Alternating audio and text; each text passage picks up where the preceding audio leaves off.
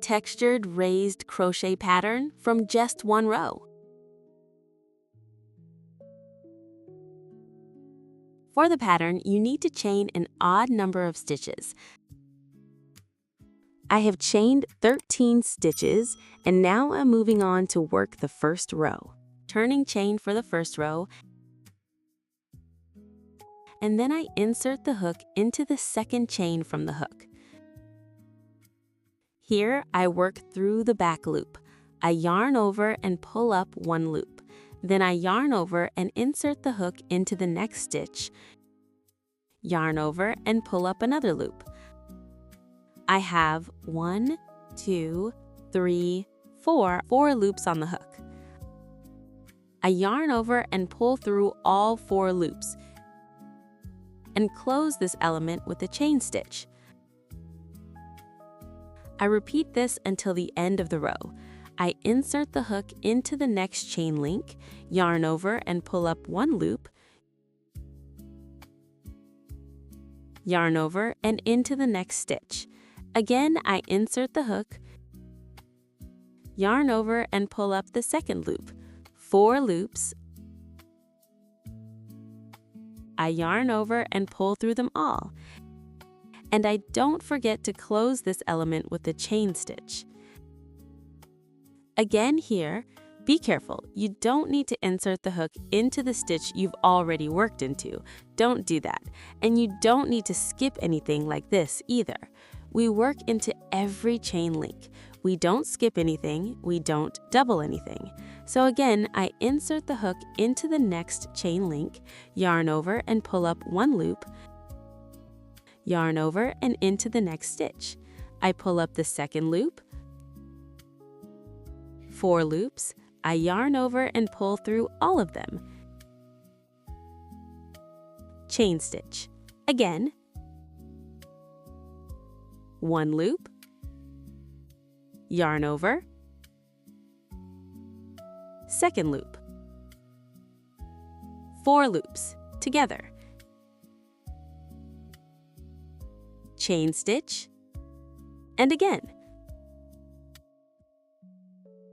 1 loop, yarn over, second loop, 4 loops together, chain stitch. And here I'm approaching the end of the row. There are 1, 2, 3 links left and a knot.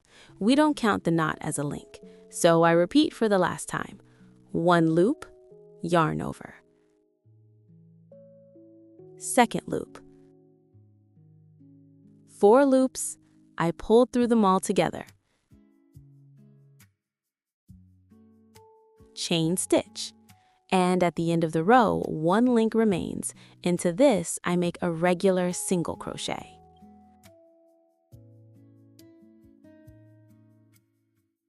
And so, the first row of the pattern is ready. The second and all subsequent rows of the pattern will be practically the same.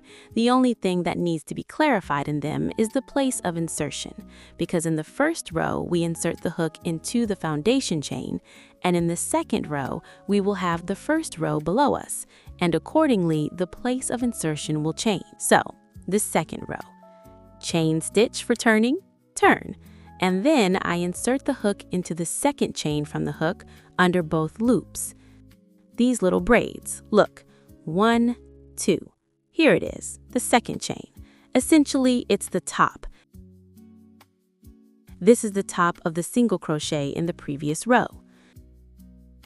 That is, I insert the hook into the second chain from the hook under both loops. I pull up 1 loop, then I yarn over again, and then here, look into this space. Here it is. I insert the hook like this, yarn over and pull up the working yarn, 4 loops on the hook, I yarn over and pull through them all, and a chain stitch. And again, here. That is, look, as I go along, I skip 1 stitch. Into the next stitch under both loops, I insert the hook, yarn over and pull up the working yarn, pull up a loop, yarn over, and here, into this space, between the threads of the next stitch, I pull up the second loop and yarn over and pull through all 4 loops. I finish the element with a chain stitch. I work this way until the end of the row. 1 loop, yarn over. Here it is, the space between the threads. Second loop, 4 loops, I yarn over and pull through them all. Chain stitch. Again, 1 loop, yarn over. Here it is, the space between the threads for the second loop. And 4 loops, I pull through them all together. Chain stitch, and again, 1 loop, yarn over, second loop, 4 loops together, chain stitch.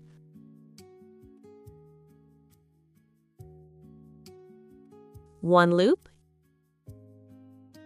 yarn over, second loop, 4 loops together, chain stitch. Don't forget to make a chain stitch right here, otherwise your pattern will simply change. And into the final stitch, under both loops, I insert the hook, like this. I yarn over and pull up the working yarn and make a single crochet. Look, I have 2 rows ready. Chain stitch for turning. Turn. And I repeat this second row again and again. Into the second chain from the hook, I insert the hook under both loops, yarn over, and pull up the working yarn. Yarn over. Then into the space between the threads, second loop, 4 loops on the hook. I yarn over and pull through them all together and finish this element with a chain stitch. Again. 1 loop, yarn over, second loop, 4 loops together, chain stitch. 1 loop, yarn over, second loop, 4 loops together, chain stitch. 1 loop, yarn over, second loop, 4 loops together, chain stitch. 1 loop, yarn over, second loop, 4 loops together, chain stitch. 1 loop, yarn over, second loop, 4 loops together, chain stitch.